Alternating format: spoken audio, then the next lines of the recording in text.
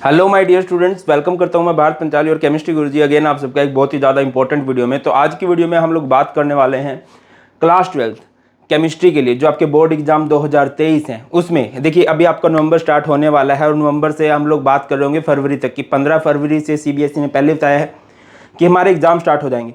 तो आपने किस तरह से पढ़ना है कि आप लोग अच्छा स्कोर कर सको, ये वीडियो दी बेस्ट वीडियो रहने वाली है आपके लिए कि हाँ आप केमिस्ट्री को अच्छे से प्रिपेयर कर सको। मैं आपको एक बात गारंटेड बोलता हूँ भाई, एक सिंगल नंबर नहीं कटेगा। वीडियो को ध्यान से देखना और एक एक पॉइंट को सिर्फ देखिए, स्ट्रैटेजी देख लेने भर से नहीं होगा, उसको अप्लाई भी करना है, ठीक है। और मैं हर बार बोलता हूं कि महीने में एक आध वीडियो ऐसी होती है जो बहुत ज्यादा इंपॉर्टेंट होती है और ये वो वीडियो है, ठीक है। तो स्टार्ट करते हैं। सबसे पहले, क्या ये चीज पॉसिबल है कि आप अभी भी पढ़ के आप 100% स्कोर कर सकते हो, 98% स्कोर कर सकते हो, 95% स्कोर कर सकते हो? तो इसका आंसर है यस, आप लोग बहुत इजीली स्कोर कर सकते हो। अब आप बोलोगे कि सर हमारे तो पहले नहीं आए हैं, हमारे तो मिड टर्म अच्छे नहीं गए हैं, हमारे तो हाफ ईयरली अच्छे नहीं गए हैं। मैटर नहीं करता, मैटर ये करता है कि आप इस बचे हुए टाइम का किस तरह से यूज करोगे। देखिए सबसे इंपॉर्टेंट क्या होता है, फिनिशिंग मैटर करती है और ये फिनिशिंग का टाइम आ गया है। ये वो टाइम है अगर आप वेस्ट करोगे तो सच में फील होना चाहिए, ठीक है। स्टार्टिंग में कोई नहीं पढ़ता, मोस्टली बच्चे 80 to 90% जो स्टूडेंट्स होते हैं ना वो एंड टाइम पे ही पढ़ते हैं। तो ये टाइम आपको भी हिट करना चाहिए। और मैं बोल रहा हूं बेटा, अगर आपका अभी भी लेवल 0 है ना, अगर आप ये बोलते हो कि सर मैंने अभी तक कुछ नहीं पढ़ा, अभी भी आप बहुत अच्छा स्कोर कर सकते हो, ये इस वाली रेंज तक जा सकते हो। और ये मैं अपने एक्सपीरियंस से बोल रहा हूँ, सिर्फ स्ट्रैटेजी नहीं है, मेरे खुद के बहुत से स्टूडेंट्स ने बहुत अच्छा स्कोर किया है। अब आप बोलोगे कि सर हमारे तो हाफ ईयरली अच्छे नहीं गए। देखिए एक होता है ना failure inspire winner and failure defeat losers. ये बहुत फेमस कहावत है कि अगर आपके आज तक अच्छे एग्जाम नहीं हुए हैं, अब अगर आपके घर वालों को भी आप पे भरोसा नहीं है, आप अब तक फेल होते गए, अभी तक आपके अच्छे मार्क्स नहीं आए हैं, तो डरने की जरूरत नहीं है। क्योंकि जो फेलियर होता है ना वो इंस्पायर करता है विनर्स को अच्छा स्कोर करने के लिए और वो हरा देता है लूजर्स को। और बेस्ट टाइम इज नाउ, अब से पढ़ना स्टार्ट करो। अगर आप अब से भी पढ़ोगे तो आप बहुत अच्छा स्कोर करोगे। इस वीडियो में हम सभी पॉइंट की बात करने वाले हैं, चाहे आपकी बुक से, चाहे आपका टाइम टेबल है, चाहे आपको कहां से पढ़ना चाहिए, किस तरह से नोट्स बनाने चाहिए, कितनी देर पढ़ना चाहिए, हम सारे पॉइंट्स की बात करेंगे A to Z। बहुत हेल्पफुल रहने वाली है। तो सबसे पहली बात जो है वो है बेटा एनालाइज योरसेल्फ। ये सबसे ज्यादा जरूरी है कि आप स्टैंड कहां पर करते हो। आप 0% पे हो सकते हो, आप 10% पे हो सकते हो, आप 20% पे हो सकते हो, कहीं पर भी हो सकते हो, बट खुद को एनालाइज करो। अब खुद को एनालाइज कैसे कर सकते हो, देखो बेटा आप लोग स्कूल के टेस्ट दे रहे होंगे, अभी हाफ ईयरली मिड टर्म हुए होंगे, कमेंट सेक्शन में जरूर था ना आपके सब्जेक्ट वाइज कितने मार्क्स आए थे, पता लगे कि हाँ बच्चों का लेवल कहां पर है, फिर उस लेवल से उठाने का प्रयास किया जाएगा। सबसे पहले अपना लेवल देखो कि मैं कहां पर स्टैंड करता हूं, मेरा कौन सा सब्जेक्ट स्ट्रॉन्ग है, कौन सा सब्जेक्ट वीक है, ठीक है। एक डायरी लेके बैठो, बहुत जरूरी होता है। देखिए दिमाग में हर एक चीज कर लेने भर से नहीं होगा, कॉपी पेन लेके बैठो और लिखो हाँ यार केमिस्ट्री मेरे इतने मार्क्स आए थे, ये केमिस्ट्री मेरा ये लेवल है, फिजिक्स मेरा ये लेवल है, मैथ मेरा ये लेवल है, बायो मेरा ये लेवल है। आपको फील गुड कराता हूं। अभी हमारा नवंबर स्टार्ट होगा, आप ये वीडियो 1 नवंबर को देखोगे, 10 नवंबर को, 15 नवंबर को, जब भी देखोगे नवंबर होगा, नवंबर के बाद दिसंबर होगा, दिसंबर के बाद जैन होगा और उसके बाद फैब होगा, ठीक है। फरवरी 15 फरवरी से हमारे एग्जाम स्टार्ट होंगे और इनिशियली जो होते हैं वो हमारे लैंग्वेज के एग्जाम होते हैं, जनरली इजी एग्जाम होते हैं, हम मान के चलें इस तरह से होगा। तो आप बोलोगे कि सर नवंबर का पूरा महीना है, दिसंबर का पूरा महीना है, जनवरी का पूरा महीना है, फरवरी का पूरा महीना है, लगभग 100 दिन तो हमारे पास हैं। ये तो हुई फील गुड वाली बात। अब आते हैं रियलिटी पे। रियलिटी में आपके पास लगभग 70 दिन है, 70 दिन, और आपको इन 70 दिन में 70 मार्क्स के लिए जाना है। और जो बचे हुए आपके पास 30-35 दिन बचेंगे, इनमें आप लोग अपने प्रैक्टिकल्स के लिए अप्रोच लगा रहे होंगे भाई। इनमें अपने स्कूल वालों के साथ आप लोगों ने अपनी गुडविल रखनी है, क्योंकि प्रैक्टिकल के नंबर फ्री के हैं। प्रैक्टिकल में बच्चों के गए से गए भी 28 नंबर लग जाते हैं, और अगर आप स्मार्ट बनोगे तो आपके 30 आ जाएंगे। एक वीडियो बनाई है कि how to score full marks in chemistry practical, link description में डाल दूंगा, देख लेना इस वीडियो के बाद, ठीक है। वो फ्री के हैं। अच्छे से प्रैक्टिकल बनाओ, अच्छे से प्रोजेक्ट बनाओ, वाइवा के लिए प्रिपेयर कर लो। और वाइवा भी अच्छे से प्रिपेयर तब होगा जब आपकी थ्योरी अच्छी हो। Come to the point. तो आपके पास 70 दिन है और आपको 70 नंबर के लिए जाना है। आपको इस तरह से आपको सब्जेक्ट को समझना है। आप खुद को एनालाइज कर लोगे कि हाँ यार ये मेरा लेवल है, कमेंट सेक्शन में लिख देना 0% पे हो, 10 पे हो, 20 पे हो, जहां पर भी हो। अब इससे इंप्रूव करना है। खुद से सोचो कि यार अब इसके लिए मुझे क्या करना रहेगा। मैं मान के चल रहा हूं कि आपका लेवल 0 है, आपने अभी तक कुछ नहीं पढ़ा, मैं ये मान के चल रहा हूं। ठीक है, आगे बढ़ते हैं। खुद को तो एनालाइज कर लिया, अब पेपर के लेवल को भी एनालाइज कर लेते हैं, पेपर के पैटर्न को भी एनालाइज कर लेते हैं। केमिस्ट्री की बात करता हूं तो हमारे 70 मार्क्स का पेपर बनता है। बहुत सारे बच्चों को सिलेबस नहीं पता, मैं बता देता हूं। केमिस्ट्री में हमारे 16 चैप्टर है, 1 2 3 4 5 6 7 8 9 10 11 12 13 14 15 एंड 16। अब बहुत ज्यादा कंफ्यूजन क्या है कि सर किसमें से कौन सा टॉपिक आएगा, किसमें से कौन सा टॉपिक बचा हुआ है।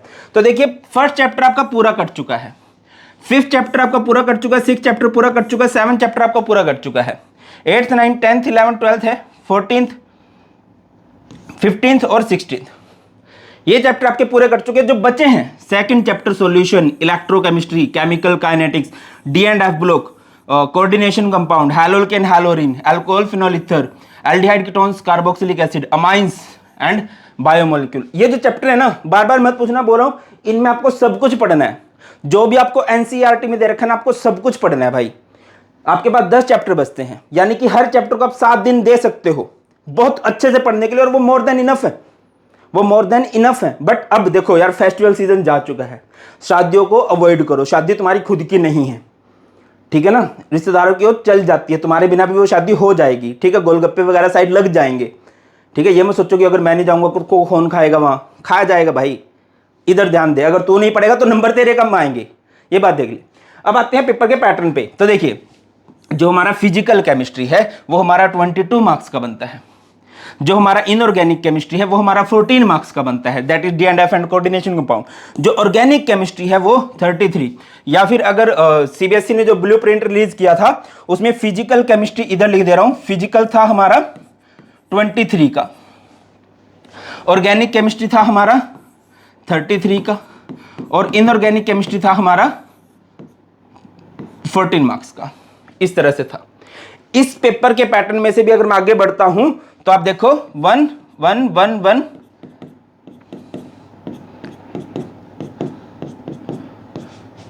और ये 4 4 आपके लगभग मैं बोल रहा हूं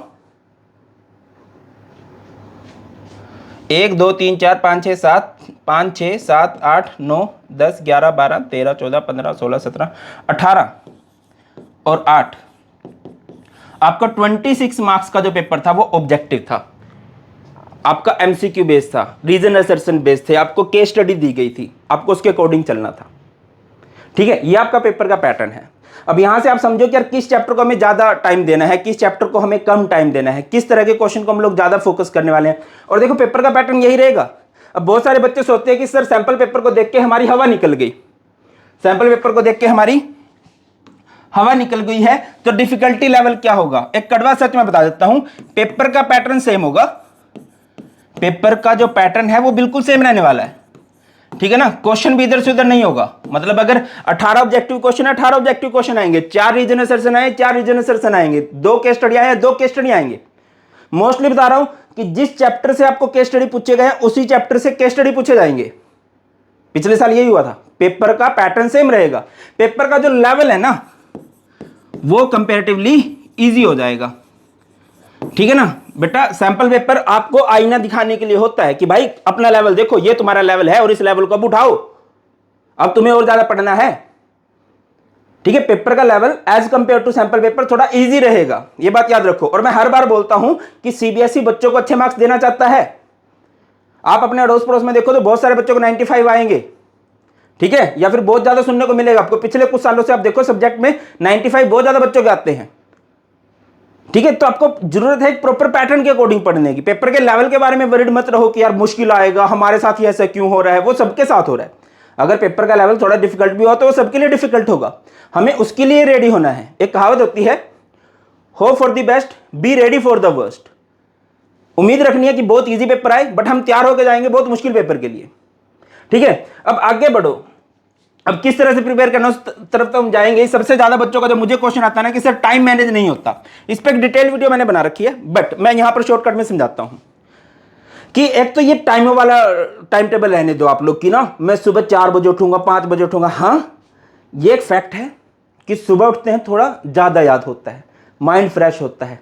आपकी जो अभी उम्र है, इसमें आपको पेपर भी, आपका स्कूल भी सुबह ही रहता है। आप वो तो अफोर्ड नहीं कर सकते कि रात को 3-4 बजे सो रहे हो और सुबह 12 बजे स्कूल जा रहे हो। स्कूल होंगे आप लोगों के, तो सुबह जल्दी उठना रहता होगा। तो कोशिश करो अर्ली बर्ड बनने की, कोशिश क्या करो सुबह जल्दी उठने की। तो बेटा आप अपने दिन को ना स्लॉट्स में डिवाइड करो। जब भी आप टाइम टेबल बना रहे हो ना, स्लॉट्स बनाओ। एक स्लॉट होगी मॉर्निंग में, 1 घंटे की स्लॉट लगाओ। भाई 8 घंटे पढ़ने की जरूरत नहीं है, 1 घंटा डेडिकेटेड स्टडी दे दो एक सब्जेक्ट को। 1 घंटा डेडिकेटेड स्टडी दे दो। 8 घंटे बुक खोल के मोबाइल चला के पढ़ने की जरूरत नहीं है। मोबाइल साथ में रखा हुआ है, तुम चला रहे हो रील्स, तुम चला रहे हो यूट्यूब के शॉर्ट्स, टाइम वेस्ट करे जा रहे हो, और भी पता नहीं क्या क्या चला रहे हो, और बोल रहे हो सर मैंने तो 8 घंटे केमिस्ट्री पढ़ी थी, मुझे तो कुछ याद नहीं हुआ। भाई वो नहीं, मोबाइल साइड। मोबाइल, मैं बच्चों को बहुत बार बोलता हूं, आई डोंट नो इस चीज को सीरियस क्यों नहीं लिया जाता है। मैं आपको गारंटेड बोलता हूं, आज से 7-8 साल बाद मोबाइल मुक्ति केंद्र होंगे, जैसे आजकल नशा मुक्ति केंद्र होते हैं। ये इतना बड़ा नशा है, और आपको भी पता है कि कितना टाइम वेस्ट होता है और हमें पता भी नहीं चलता। आप 5 मिनट के लिए मोबाइल चलाने बैठते हो और कितनी देर लग जाती है वो पता भी नहीं लगता है। ठीक है, जब पढ़ने बैठो ना तो मोबाइल को साइड। अब कह रहे हो कि सर हम आपकी वीडियो देख रहे हैं। भाई मेरी वीडियो देख रहे हो, आप XYZ की वीडियो देख रहे हो, आप ऑनलाइन पढ़ रहे हो ना, तो वीडियो डाउनलोड करके रखा करो, ठीक है ना। और कोशिश किया करो कि उसी पे स्विच रहो। और देखिए बेस्ट स्टडी तो अगेन वही, आपको कॉपी किताब तो खोलनी ही पड़ेगी, लिख के आपको कॉपी पेन से आना है, वो मोबाइल में नहीं लिख के आना है, ठीक है। उस तरफ मूव करो। तो स्लॉट 1 हो जाएगी मॉर्निंग की, स्लॉट 2 हो जाएगी आफ्टरनून की। ये आपको पता है कि आपके पास कब टाइम है। सुबह आप किस टाइम उठते हो? आप 6 बजे उठते हो, 6:30 से 7:30 लगा लो, 6:45 से 7, जब भी मिलता है 1 घंटा दो। आफ्टरनून में स्कूल से आ रहे हो, जब भी 1 घंटा मिल रहा है लगाओ। इवनिंग या नाइट की एक शिफ्ट लगाओ, एक शिफ्ट लगा दो इसकी। जो आपका सबसे डिफिकल्ट सब्जेक्ट है, आप खुद को एनालाइज करके आए हो, जो आपका सबसे डिफिकल्ट सब्जेक्ट है उसको मॉर्निंग में दो, क्योंकि मॉर्निंग में माइंड फ्रेश होता है, कुछ कचरा उसमें अभी नहीं भरा है, वो फ्रेश। इवनिंग में आप अपने सबसे इजी सब्जेक्ट की तरफ जा सकते हो। और ये एक फैक्ट है कि ज्यादा खाना छोड़ दो। भाई ज्यादा खाओगे तो ऑब्वियसली नींद ही आएगी, ठीक है। और एक आदतें छोड़ दो। इन चीजों को ना, मतलब ये बेड पे लेट के पढ़ना, रजाई में लेट के पढ़ना, ये सब स्कैम है, नहीं होती पढ़ाई। भाई साहब अगर रजाई में बैठो ना, आजकल ठंडे ठंडे से दिन है, कब रजाई में ऐसे हो जाओगे पता नहीं लगेगा। ये चीजें छोटी हैं बट बहुत इंपॉर्टेंट है। पढ़ते टाइम कोशिश किया करो मोबाइल को अवॉइड करो, अगर मोबाइल से नहीं पढ़ रहे हो तो, ठीक है। पानी रखा करो साथ में, बैठ के ही पढ़ा करो, एक टेबल चेयर लगा लो, बेड पे बैठ के नहीं होती पढ़ाई, ठीक है। अपने दिन को स्लॉट्स में डिवाइड करो। गारंटेड मैं बोल रहा हूं, हफ्ते बाद आना और बोलना कि सर हमने आपके अकॉर्डिंग हफ्ते भर ये किया है और हमारा वो सब्जेक्ट नहीं हुआ। इस तरह से करो। और अब जैसे मान लो मैं ये पैटर्न लगा रहा हूं कि ये फिजिक्स है, ये केमिस्ट्री है, या फिर ये मैथ बायो है। अब जो आपके माइनर सब्जेक्ट आ जाते हैं, जो आपके बहुत इजी सब्जेक्ट आ जाते हैं, लाइक आपका इंग्लिश हो गया, लाइक आपका कंप्यूटर साइंस हो गया, लाइक आपका फिजिकल एजुकेशन हो गया, तो उनको भाई उनको डेली देने की जरूरत नहीं है। पागल मत बनो। जो सब्जेक्ट ज्यादा डिफिकल्ट है ऑब्वियसली वो ज्यादा टाइम डिजर्व भी करते हैं, और जो सब्जेक्ट तुम्हें इजी लगते हैं उनको आप वीकेंड पे भी पढ़ सकते हो। और इनका कोशिश क्या करो कि वीकेंड पे नया टॉपिक मत पढ़ो, वीकेंड पे पूरा का पूरा रिवाइज मारो कि इस पूरे हफ्ते में मैंने क्या पढ़ा है। रिवीजन टाइम नहीं लेती, पहली बार टॉपिक को समझने में, पहली बार टॉपिक को पढ़ने में टाइम लगता है। करके देखो, ठीक है। और टास्क बेस क्या, देखो मैं बताता हूं तुम्हें। मैं जब वीडियो बनाता हूं ना, मैं रात को थंबनेल बना के सोता हूं कि हाँ, तो मुझे पता होता है कि मुझे कल इस टॉपिक पे वीडियो बनानी है। सिमिलरली आप भी सोच के चलो यार मुझे फिजिक्स में चैप्टर 1 पढ़ना है, केमिस्ट्री में मुझे चैप्टर 2 पढ़ना है, मैथ्स में मुझे एक्सरसाइज 3.4 करना है, जो भी ये टास्क पहले से है। फिर हाँ भाई नाइट में मुझे कभी भी टाइम लग रहा है, मुझे 7 से 8, 8 से 9, 9 से 10, इतना फ्री कर सकते हो खुद को। मॉर्निंग में मुझे जब भी टाइम लग रहा है मैं पढ़ूंगा, मैं पढ़ूंगी। इस तरह चलना है बेटा टाइम टेबल के लिए। नेक्स्ट आगे मूव करते हैं। डिफिकल्टी लेवल में बता चुका हूं बेटा, पेपर इजी आएगा, बस प्रॉपर पैटर्न के अकॉर्डिंग पढ़ लेना। आगे बढ़ते हैं। नेक्स्ट है हमारे पास, देखो हमारी केमिस्ट्री में 3 पोर्शन है, physical, inorganic and organic. Physical chemistry अभी हमने पढ़ा कितने मार्क्स की, 23 मार्क्स की, एक आधा नंबर इधर उधर मान के चलना। इनऑर्गेनिक केमिस्ट्री आपकी 14 मार्क्स की, और ऑर्गेनिक हमारी 33 मार्क्स की। तो और जो सबसे इजी है वो ये है, इसको मैं इजी बोल लूंगा, इसको मैं मॉडरेट बोल लूंगा, इसको मैं डिफिकल्ट बोल लूंगा, रहता भी है। इजी है सबसे फिजिकल, क्यों कि जो इसमें थ्योरी है वो बहुत इजी आती है, बहुत इजी थ्योरी होती है। भाई आइडियल नॉन आइडियल का डिफरेंस बता दो, राउल्ट्स लॉ क्या बोलता है वो बता दो। Colligative properties which depends upon number of moles of solute, उनकी डेफिनेशन बहुत इजी होती है, उनकी यूनिट बता दो। उसके बाद आपके पास क्या बनते हैं, थ्योरी पढ़ लोगे, बहुत इजी थ्योरी है। इसके बाद आपके पास आते हैं न्यूमेरिकल्स। अब न्यूमेरिकल से बच्चे डर रहे हैं भाई, बोर्ड के न्यूमेरिकल बहुत इजी होते हैं, मैंने खुद से कराए हैं तुम्हें और करवा भी दूंगा, और टेंशन मत लो, ठीक है। अब न्यूमेरिकल्स के लिए जब आप जाओगे तो सबसे पहले क्या करो, चैप्टर वाइज ना फॉर्मूला लिख लो। चैप्टर वाइज क्या कर लो, फॉर्मूला हर एक, और उसके इजी न्यूमेरिकल की तरफ जाओ। इजी न्यूमेरिकल आपको कहां मिलेंगे, उसके प्रीवियस ईयर क्वेश्चन में से। कोशिश किया करो हर एक टॉपिक के 4 से 5 न्यूमेरिकल करो। लाइक अगर आप एलिवेशन इन बॉइलिंग पॉइंट करो तो उसके 4 से 5 न्यूमेरिकल देखो। डिप्रेशन इन फ्रीजिंग पॉइंट करो तो उसके 4 से 5 न्यूमेरिकल देखो। मोल फ्रैक्शन करो तो उसके 4 से 5 न्यूमेरिकल देखो। Easy to moderate, difficult level paper board में नहीं बनता बेटा न्यूमेरिकल का, आप इस बात को समझ जाओ। और मैं हमेशा एक बात बोलता हूं, केमिस्ट्री का पेपर आपको आता है, केमिस्ट्री का पेपर आपको नहीं आता, वो आपका टाइम से पहले होगा। जिसको नहीं आता वो तो घर से करके चला गया है, आता ही नहीं है तो क्या करेगा। और जिसको आता भी, आप केमिस्ट्री में स्टोरी नहीं लिख सकते इंग्लिश की तरह कि हाँ भाई वो था ना यार, इंग्लिश में तुम्हारा जो फर्स्ट चैप्टर है उसका नाम ही द लास्ट लेसन है, वो फ्रेंच वगैरह था भाई, उसमें तुम कुछ भी स्टोरी जोड़ सकते हो। इंग्लिश में क्या स्टोरी जोड़ोगे, वुड्स रिएक्शन में क्या लिख दोगे तुम लोग, टू द पॉइंट बात लिखनी पड़ेगी, ठीक है। आपको कंसेप्ट समझने की जरूरत है कि हाँ यार ये है, रट्टे मारना छोड़ दो। आ जाती हैं 1-2 टर्म्स उसमें मार सकते हो, बट मोस्टली आपको कंसेप्ट समझना पड़ेगा, क्योंकि बेटा आप ये समझो कि बोर्ड्स के बाद आपको सीयूटी का एग्जाम भी देना है, तो अच्छे समझ के चलो, टाइम है, टाइम है। मैंने पूरी केमिस्ट्री को 24 घंटे में करा रखा, 24 घंटे में ज्यादा बोल रहा हूँ, 22-23 घंटे की वीडियो है, उसको 2x की स्पीड में देखो। उस पूरी वीडियो में ना टाइम्स दे रखे, जिस भी चैप्टर में प्रॉब्लम आती है देखो। पूरी केमिस्ट्री को 18 पेजेस में कवर कर रखा है। मैं ये नहीं बोलता कि वो 22 घंटे का वन शॉट, वो 18 पेज आपको 70/70 दिलवा देंगे ना, बट वो आपको 50 to 60% आइडिया दे देंगे कि आपकी केमिस्ट्री में है क्या, आपके पूरे सिलेबस में है क्या। उसके बाद हम लोग चल रहे हैं साथ में, उसके बाद हम लोग एग्जाम्पलर करेंगे, उसके बाद हम लोग प्रीवियस ईयर क्वेश्चन करेंगे, उसके बाद हम लोग सैंपल पेपर भी लगाएंगे। बट वो 50-60 तो समझो कि वो चीज क्या है। इधर आओ, ठीक है। न्यूमेरिकल थ्योरी इजी होती है, डिफरेंस पे एक्स्ट्रा फोकस किया करो। और मैंने ना आपको चैप्टर वाइज इंपॉर्टेंट टॉपिक बता रखे हैं केमिस्ट्री के, चाहो तो सर्च कर लेना, वो मस्ट है। जो जो लिखवा रखा है ना वो कॉपी में लिख लो कि हाँ यार सर ने ये बहुत बेटा अपना कहते हैं ना पूरा अनुभव झोंक दिया है उस वीडियो में। वो टॉपिक एक्स्ट्रा फोकस करो सब कुछ, बट उन पे एक्स्ट्रा फोकस डालो। अब आते हैं इनऑर्गेनिक केमिस्ट्री पे। देखो यार, इनऑर्गेनिक केमिस्ट्री एक्सेप्शन से रिलेटेड रहती है, और इसके लिए मैं बहुत स्ट्रांगली रिकमेंड करूंगा कि एनसीईआरटी जरूर पढ़ो। एनसीईआरटी मस्ट है। एनसीईआरटी में जो टेबल दे रखी है, जैसे डी एंड एफ ब्लॉक में आपको पोटेशियम परमैंगनेट, पोटेशियम डाइक्रोमेट की रिएक्शंस है, और जो भी चीज तुम्हें मुश्किल लगती है आएंगी मुश्किल, क्योंकि इधर एक्सेप्शन है और एक्सेप्शंस के रट्टे मारने पड़ेंगे।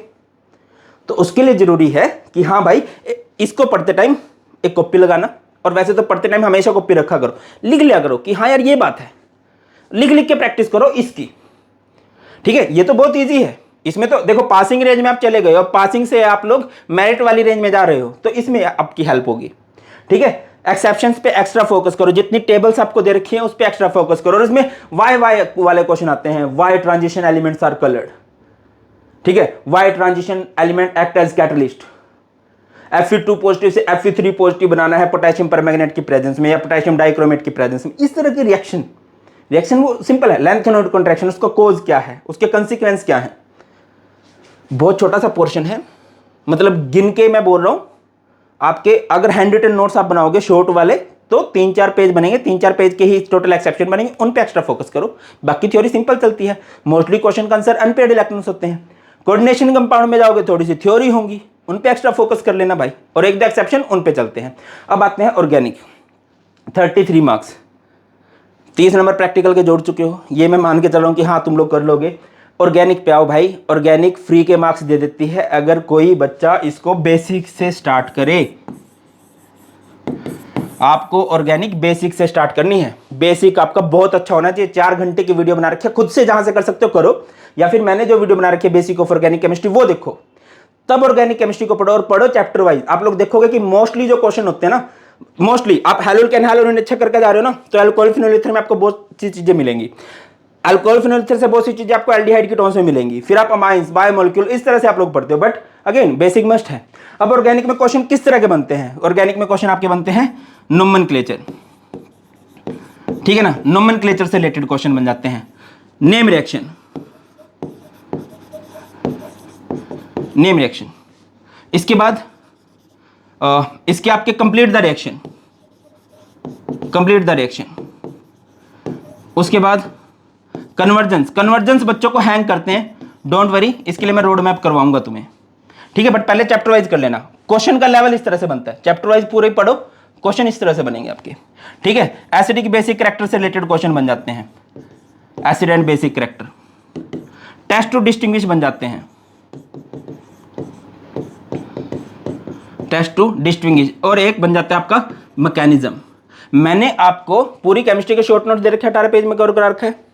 ऑर्गेनिक केमिस्ट्री के शॉर्ट नोट्स दे रखे हैं, 10 पेज में कवर करा रखा है। अब मैं ऑर्गेनिक केमिस्ट्री के चीट नोट्स दूंगा। जो ऑर्गेनिक केमिस्ट्री के शॉर्ट नोट्स है ना, उसमें क्या है, ऑर्गेनिक केमिस्ट्री के शॉर्ट नोट्स में चैप्टर वाइज है, और चीट नोट्स में क्या होगा, पूरा नॉमेनक्लेचर एक जगह, सारी नेम रिएक्शन एक जगह, सारे के सारे कन्वर्जन एक जगह, एसिडिक बेसिक कैरेक्टर एक जगह। बहुत जल्द दूंगा, डोंट वरी। अगेन वही बात कि देखो, जैसे तुम्हें इंस्पायर करने के लिए हम लोग है ना, वैसे ही हमारा मोटिवेशन तुम लोग हो। मैं सच बोल रहा हूँ, जिस चीज के कमेंट सबसे ज्यादा आते हैं ना, मुझे लगता है कि हाँ यार बच्चों को इस चीज की जरूरत है, चलो ये बच्चों को ये चीज प्रोवाइड करते हैं। और मैं हमेशा बोलता हूँ कि आई डोंट नो कोई है या नहीं है, मैं तुम्हारे साथ बिल्कुल अवेलेबल हूँ, और गारंटेड मैं बोल रहा हूँ, आप लोग ये बोलोगे कि हाँ सर आपने हमसे ज्यादा मेहनत की है, और सब कुछ टोटली फ्री ऑफ कॉस्ट मिलने वाला है आप लोगों को। अब आगे ठीक है सर, ये तो आप लोग पढ़ लोगे। अब आप लोगों को मैं बताता हूँ आप लोग पढ़ो किस तरह से। देखो बेटा, किसी भी चैप्टर को अगर आप पढ़ो तो आपको उस चैप्टर का बेसिक आइडिया होना चाहिए। वो बेसिक आइडिया आप लोग कहाँ से ले सकते हो, आप एनसीईआरटी की बुक पढ़ सकते हो, आपके स्कूल टीचर के नोट से पढ़ सकते हो, या फिर मैंने आप लोगों को क्या करवा रखा है, one shot plus short notes chapter wise. जैसे आप लोग सॉल्यूशन का वन शॉट देख रहे हो, सॉल्यूशन का नोट साथ में रखो, 50 to 60% आइडिया हो जाएगा। फिर आप लोग लगाओ उसके प्रीवियस ईयर क्वेश्चन, ठीक है ना। प्रीवियस ईयर क्वेश्चन मैंने करवा रखे हैं आप लोगों को चैप्टर वाइज, उससे और ज्यादा होल्ड हो जाएगा आप लोगों का। इसके बाद क्या करो, एग्जाम्पलर के एमसीक्यू लगाओ, एनसीईआरटी एग्जाम्पलर। आप दूसरे भी लगा सकते हो, बट पहले एग्जाम्पलर के एमसीक्यू लगाओ, इजी है, करवा रहा हूं मैं, तुम खुद से करो, वो दी बेस्ट है, ठीक है। ये सब हो जाएगा ना, फिर आप लोग जा सकते हो सैंपल पेपर की तरफ।